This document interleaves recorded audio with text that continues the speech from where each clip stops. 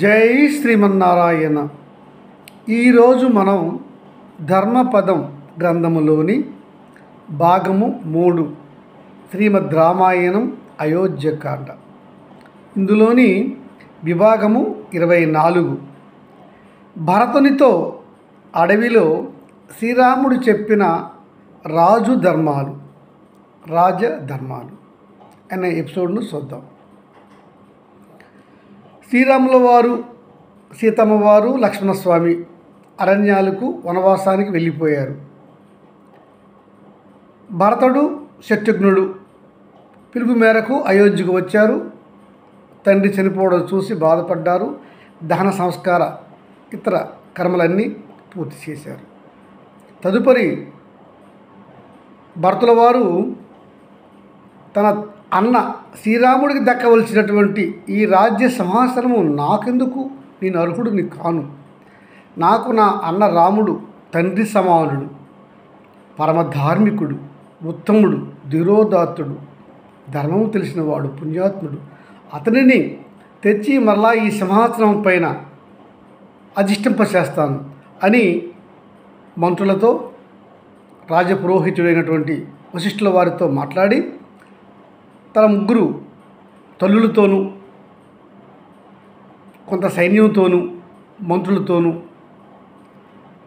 పురోహితులతోనూ అరణ్యానికి బయలుదేరాడు భరతుడు. శ్రీరాముల వారిని తెచ్చి మరలా సింహాసనంపై కూర్చోబెట్టాలి అనేది అతని యొక్క అకుంఠిత దీక్ష. ఇలా వెళ్ళినటువంటి భరతుల వారు శ్రీరాముడిని కలుసుకొని వెక్కి ఏడుస్తుంటాడు. అన్నను చూసి తమ్ముడిని ఒళ్ళోకి తీసుకొని ముద్దాడి, సోదరా భరత, ఎందుకు ఏడుస్తున్నావు? ఎన్నాళ్ళై నిన్ను చూసి నేను, ఎన్నాలో కాలేదు, 2-3 వారాలే అయింది. అయినా కూడా తమ్ముని పైన ప్రేమ అన్నకి. తండ్రితో పాటు మన తల్లులు అందరూ క్షేమంగా ఉన్నారు కదా అంటే తల్లులు 3 కూడా వెనక్కి వస్తున్నారు. ఇంకా పురోహితులతో ముందు వచ్చాడు భరతుడు అన్న దగ్గరికి. అందరూ బాగున్నారు కదా అడుగుతున్నాడు. భరతుల వారు సమాధానం చెప్తున్నారు ఏడుస్తూనే. అన్నయ్య, నన్ను క్షమించు అంటున్నాడు. ఒకటే మాట ఏడుస్తున్నాడు. మళ్ళా రాముడు అంటాడు, సోదరా భరత, ఎందుకు ఏడుస్తున్నావు? మన తండ్రి దశరథ మహారాజు కడు పూజ్యులు, మహనీయుడు, ఉత్తముడు, బహువృద్ధుడు కూడా. అలాగనే మాత కౌసల్య కూడా బహువృద్ధురాలు. మాత సుమిత్ర, మాత కైకేయి అందరూ క్షమమేనా? మీరు తల్లిదండ్రుల యొక్క సేవ చేస్తున్నారా? తండ్రిని, తల్లులను సక్రమంగా చూసుకుంటున్నావా? నాకు తెలుసు నీ ధర్మము, నీవు ధర్మము తప్పని వాడివి. తల్లిదండ్రులకు సేవించని వాడు దైవాన్ని సేవించినా కూడా దైవము ఆ సేవ తీసుకోదు అనే వేదవాక్కు నీకు తెలియను. కనుక నీవు తల్లి తండ్రులను ముందుగా సేవించి దైవాన్ని సేవిస్తావు. అట్లాంటి తమ్ముడు నాకు, నా అదృష్టం. నీవు ప్రజలను సక్రమంగా పరిపాలిస్తున్నావు కదా. మరియు మన ఉత్తమ పురోహితులు వశిష్ఠుల వారిని, ఇతర ఉత్తమ బ్రాహ్మణులను, ప్రజలను, మంత్రులను అందరినీ సక్రమంగా చూస్తున్నావు కదా. అంతా క్షేమమే కదా. సోదర భరత, నీకు తెలియనివి కాదు, నీకు తెలుసు. కానీ అన్నగా కొన్ని రాజధర్మాలు చెప్తాను, విను. సత్పురుషులను, రాజవంశానికి విధేయులను, ఉత్తములను మంత్రులుగా ఎన్నుకో. ప్రతి వారిపైన నిఘా ఉంచు. ముఖ్యంగా సైనికులపైన, సైనిక అధికారిపైన మంచి నిఘా ఏర్పాటు చేసుకో. ప్రతిరోజు వారి కదలికలు తెలుసుకో. రాజ్య రహస్యాలు బయటికి వెళ్లకుండా తగు జాగ్రత్త వహించు. రాజ్యానికి సంబంధించిన విషయాలు నీ ఒక్క రహస్య మందిరంలోనే ఉండాలి. నీ మంత్రులతోనే మాత్రమే నీవు చర్చించాలి. ఆ విషయము నువ్వు అనుకున్నంత వరకు బయటికి వెళ్ళరాదు. నీ మంత్రాంగ రహస్యాలు మందిరం నుండి బయటికి వెళ్ళిందంటే దేశానికి క్షేమం కాదు. సామంత రోజులకు కూడా తెలియజేయనివ్వకు. ఎప్పుడైతే నీ నిర్ణయాలు తెలియజేయవచ్చును అనుకున్నప్పుడే ప్రజలకు, సామంత రాజులకు, రాజోద్యోగులకు తెలియాలి. మున్ముందుగా మాత్రం వారికి తెలియరాదు. అలాగునే రాజనీతి తంత్రము, ఆర్థిక శాస్త్రము, ధర్మశాస్త్రము ఇలాంటి అన్ని ధర్మశాస్త్రాలలోనూ నిష్ణాతులైన రాజ విధేయులైన ఉత్తములను, ఉత్తమ వయసీలను నీవు నీ ఆస్థానములో ఉంచుకును.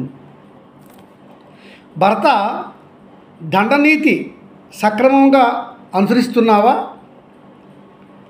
ధర్మ నిర్ణయానికి ఉద్దండులైన అనుభవజ్ఞులైన అనుభవం ఉండాలి, ఉద్దండులై ఉండాలి, పండితులై ఉండాలి. వారు ధర్మశాస్త్రము, న్యాయశాస్త్రము, దండశాస్త్రాలలో నిష్ణాతులైన కోవిదులైనటువంటి వారిని ఎన్నుకో. వారితో ధర్మపీఠం ఏర్పాటు చేయి. అందులో నీవు సభ్యుడిగా ఉండవచ్చును, లేదా వారిలోనే వారిని అధ్యక్షులుగా ఉంచవచ్చును.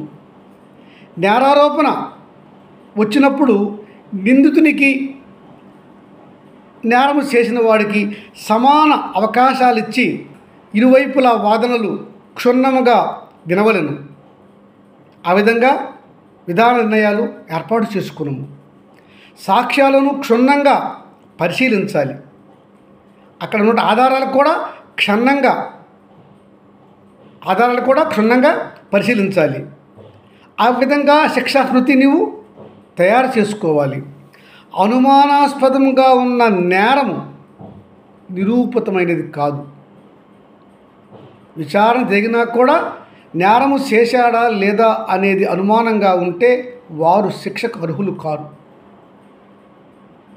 ఒక్క నిరపరాధి శిక్షింపరాదు, 10 మంది తప్పించుకున్నా కూడా.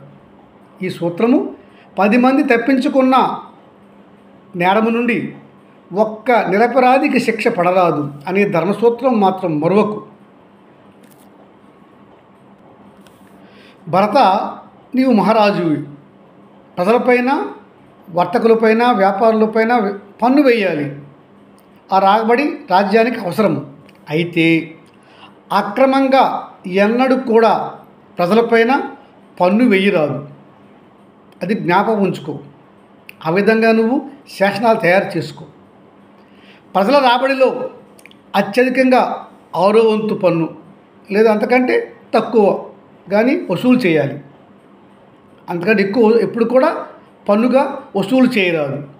ప్రజలు, వర్తకులు, వ్యాపారుల యొక్క లాభాలలో 6వ వంతు దాటకూడదు.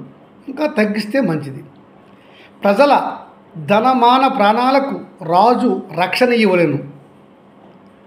దొంగలను, దారి దోపిడీదారులను, అధిక వడ్డీ వసూలు చేయు వ్యాపారులను, తిండి గింజలు దాచిపెట్టి అమ్ముకునే వర్తకులను, తప్పుడు తూకములు వేయు వర్తకులను కఠినంగా శిక్షించాలి రాజు.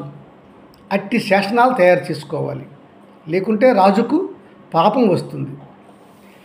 తరువాత సోదర, సైన్యాన్ని, సైనికాధికారులను ప్రతిరోజు క్షుణ్ణంగా పరిశీలన చేసుకో, గమనించు. వారికి నిరంతరము శిక్షణ ఉండాలి. ధర్మమైన జీతభత్యాలు వారికి చెల్లిస్తూ ఉండు. ఉత్తమ శిక్షణ పొందిన గూఢచారులు చాలా అవసరం రాజుకి. వారిని నీవు నియమించుకో. శత్రు రాజ్యాల నుండి సమాచారము తరచు పొందుతూ ఉండు. నీ గురించి పక్క రాజులు ఏమనుకుంటున్నారో ఆ విషయం నీకు తెలియాలి. అలాగనే ఆ వచ్చిన సమాచారాన్ని విశ్లేషణ చేసుకో. ఆ సమాచారానికి తదనుగుణంగా మనం ఏం చేయాలో నిర్ణయించుకోవచ్చును. అంతఃపురంలోనికి కొత్త వారిని ఎవరిని ప్రవేశము చేయనీయకు. ప్రజలు రాజు గూర్చి ఏమనుకుంటున్నారో అనే విషయాన్ని కూడా నీవు తెలుసుకో. ప్రజలు వారి యొక్క వృత్తులు, వ్యవసాయము, వ్యాపారము, వాణిజ్యము అట్లాంటి వాటికి తగు వసతులు నీవు ఏర్పాటు చేయి. ప్రజల పంటలకు నీటి వసతి కావాలి. వ్యాపారులకు మంచి సంతలు, మంచి వాణిజ్య సముదాయాలు కావాలి. అట్లాంటివి రాజు ఏర్పాటు చేయాలి. అలాగనే ధనాగారము సక్రమంగా నిర్వహించడం రాజు యొక్క బాధ్యత. సక్రమంగా లేని ధనాగారం సొమ్ము ఎటుపోతుందో తెలియదు కనుక సరైన వారిని అధికారులుగా నియమించుకోవాల్సిన బాధ్యత రాజుకు ఉంటుంది. తదుపరి రక్షక భటులు, రాజ్యాన్ని అంతర్గతంగా ఉండే రక్షక భటులు, సైనికులు, అలాగే పన్నులు వసూలు చేసే అధికారులు, విద్యాపాలన చేసే అధికారులు, సత్రములు, ఉత్తమ బ్రాహ్మణుల రక్షణ, దేవాలయాలు ఇలాంటి వాటివి నిర్వహించే వారిపై కూడా తగు జాగ్రత్త వహించాలి. ఉత్తములనే వాటిలో నియమించాలి. వారేమైనా అవకతవకలు చేస్తే రాజుకు చెడ్డ పేరు వస్తుంది కనుక తగు జాగ్రత్త రాజు వహించాలి. భరత, రాజ్యంలో బాలలు, వృద్ధులు, స్త్రీలు వీరిని బాగా కాపాడాలి రాజు. ఆ విధంగా శాసనాలు కూడా ఏర్పాటు చేసుకోవాలి. తల్లిదండ్రులను పుత్రులు అగౌరవపరిచిన, ఇంటి నుండి వెళ్ళగొట్టిన వారికి అన్నపానీయములు ఇవ్వక అగౌరవంగా చూసిన అట్టి కుమారులను రాజు తగు విధంగా శిక్షించాలి. అట్టి శాసనములు ఉండాలి. తదుపరి వ్యభిచారము, దొంగతనము, దోపిడీలు, జోదము, సోమరితనము, హింసావాదము, తిరుగుబోటుతనము ఇలాంటివి లేకుండా దేశంలో రాజు తగు శాసనాలు చేసుకొని అమలు చేయాలి. ఇంకా భరత, మన ఇక్ష్వాకు వంశ రాజులు ధర్మం వీడక రాజ్యపాలన చేసి ఇతర రాజవంశాలకు మనం ఆదర్శంగా నిలిచాము గనుక మనకి ముఖ్యము ధర్మమే, ధర్మ పాలనయే. మనకు సత్యమే ముఖ్యము, ధర్మమే ముఖ్యము. అట్టి వంశాలు మన ఇక్ష్వాకు వంశానికి ఏ వంశము కూడా సాటి రాదు గనుక మనము రాజస్థానంలో ఉన్నప్పుడు మనకు దేశ శాసనములు, ధర్మపాలన, న్యాయము అనేవే ముఖ్యము. వాటి కొరకు మనము ఎట్టి త్యాగమైనా చేయాలి. భార్యాబిడ్డలను చివరకు మనము కూడా త్యాగం చేసుకోవాలి. మనకి ముఖ్యము ధర్మమే, ధర్మపాలనే. ఇది మనలను, మన కుటుంబాలను, మన వంశాన్ని కాపాడుతుంది. ఆ ధర్మపాలన ఎప్పుడూ వీడమాకు. మరియు ప్రజల మనోభిప్రాయాలు తెలుసుకో, అనుగుణముగా శాసనాలు చెయ్యి, అమలు చెయ్యి. రాజ్య శాసనాలు అమలుకు మనం ఎట్టి త్యాగమైన చేయవచ్చును. భరత, ఈ విధంగా చేసి నువ్వు ధర్మపాలకుడువు, ధర్మ పరిపాలన చేస్తున్నాడు భరతుడు అనిపించుకునము. మన వంశానికి మంచి పేరు తెమ్ము. తండ్రి స్వర్గంలో ఇక్కడ ఉన్నా అక్కడ ఉన్నా తండ్రి కూడా మనల్ని చూసి ఆనందిస్తారు. నేడు మన తండ్రి జీవించి ఉన్నారు కనుక వారికి తగు విశ్రాంతి కూడా నీవు ఇమ్ము అని చెప్తాడు శ్రీరాములు వారు. జై శ్రీమన్నారాయణ.